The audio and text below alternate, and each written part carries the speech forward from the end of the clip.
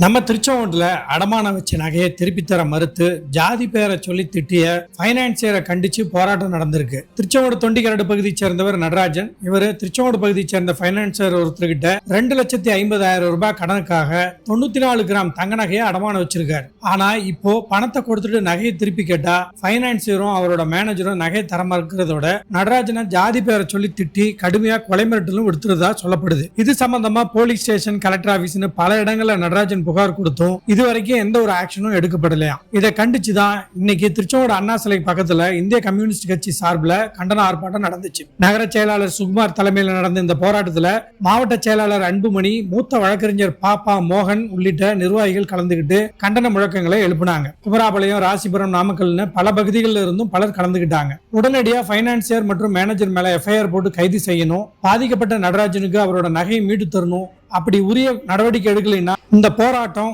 மாவட்டம் மற்றும் மாநில அளவுல விஸ்வரூபம் எடுக்கும்னு தெரிவிச்சிருக்காங்க. இதை பத்தின உங்க கருத்துக்களை கமெண்ட்ல சொல்லுங்க நண்பர்களே. தொடர்ந்து இதுபோல உண்மை செய்திகளை உடனுக்குடன் தெரிந்து கொள்ள நம்ம விஎம் டாக் சேனலை சப்ஸ்கிரைப் பண்ணுங்க, உங்க நண்பர்களுக்கும் ஷேர் பண்ணுங்க.